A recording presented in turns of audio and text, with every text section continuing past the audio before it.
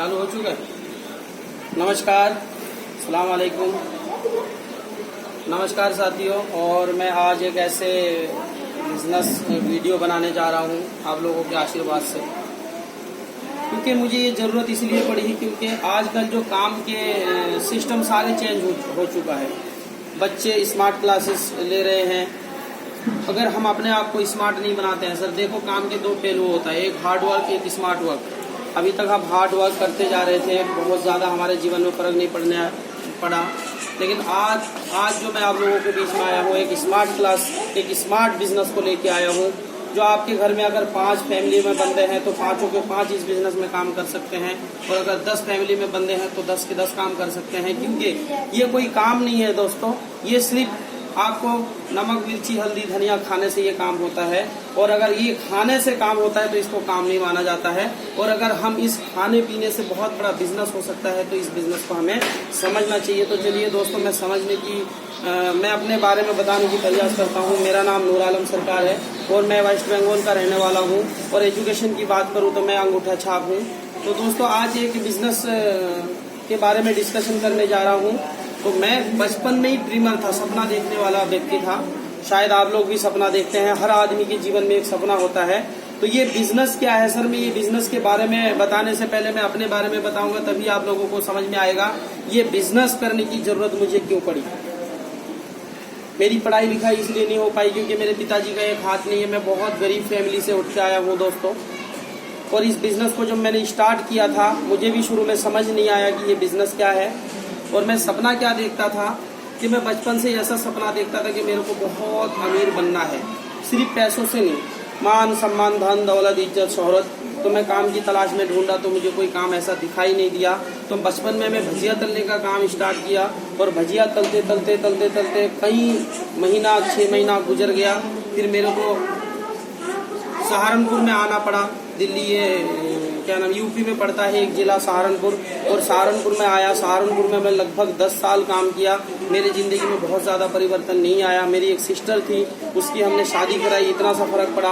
हाँ, कभी कभी हम भूखे सो जाते थे, हमारी जिंदगी में कुछ खाने पीने का व्यवस्था बन गया। उसके बाद फिर मैं घर चला गया, मेरी शादी हो गई।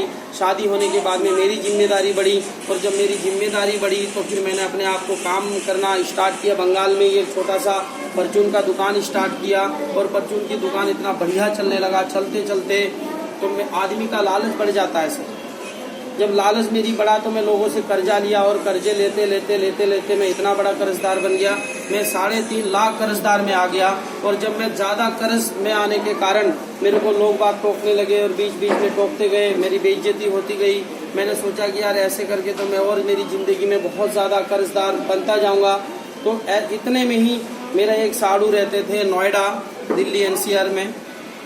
वो गांव गए थे। गांव जाने के बाद में मेरे घर पे आए थे, और मेरे घर पे आने के बाद में उन्होंने, जब हम खाने के लिए बैठे तो इतने में 2 कर्जदार मेरे गेट पे आ गए। और कर्जदार आने के बाद में मेरे को बहुत भला बुरा बोला। मेरे साड़ू को वो अच्छा नहीं लगा। तो मेरे साड़ू ने बोला कि भाई, यहाँ रहोगे तो और कर्जदार बन सकते हो, तो आप क्या करो, हमारे साथ नोएडा में चलो। और नोएडा जाने के बाद में आपको काम मिलेगा, थोड़ा थोड़ा करके खाना और थोड़ा थोड़ा करके गांव में भेज के जो है अपना कर्जा को निपटाना। मेरे को समझ में आ चुका था क्योंकि मैंने अपने दिमाग लगाया था। तो 3.5 लाख कर्जदार में बैठ गया था मैं। तो मैं साड़ू की बात को मान के मैं दिल्ली NCR नोएडा में आया। और आने के बाद में काम की तलाश में जब ढूंढा तो काम ढूंढा, पढ़ा लिखा तो मैं था नहीं। तो मेरे को काम क्या मिला, झाड़ू पोछा लगाने का काम मिला एक बिल्डिंग में जाने के बाद। और वहाँ मैं लगभग झाड़ू पोछा 1 साल तक किया। लेकिन उसी के दौरान मैं 8 घंटा झाड़ू पोछे का काम करता था, केवल 4200 रुपये तनख्वाह में। और 2013 की बात कर रहा हूँ मैं। और 8 घंटे झाड़ू पोछे का काम करने लगा। और 2 घंटा में पैडल वाला रिक्शा, जो पैर वाला रिक्शा होता है, रिक्शा चलाने लगा। और रिक्शा चलाते चलाते मेरे बिजनेस में रिक्शा चलाते चलाते मैं पिज़्ज़ा डिलीवरी का काम मिला। और पिज़्ज़ा डिलीवरी करते करते मेरे जीवन में ये बिजनेस आया किसी के माध्यम से। मैं उसका तहे दिल से शुक्रिया अदा करता हूँ। तो ये बिजनेस प्लान क्या है, मैं आप लोगों को शेयर करने की कोशिश करूंगा कि आजकल दुनिया में हम कर क्या रहे हैं, और हार्ड वर्क क्या होता है और स्मार्ट वर्क क्या होता है। मैं इसके बारे में जो है अगले पार्ट में आप लोगों को बताने की प्रयास करूंगा। और जो है ये मेरी कहानी थी सर। और आगे आपको पार्ट में बताया जाएगा कि ये जिंदगी हमें किस तरीके से जीना है। तो दोस्तों चलते हैं नेक्स्ट पार्ट के लिए।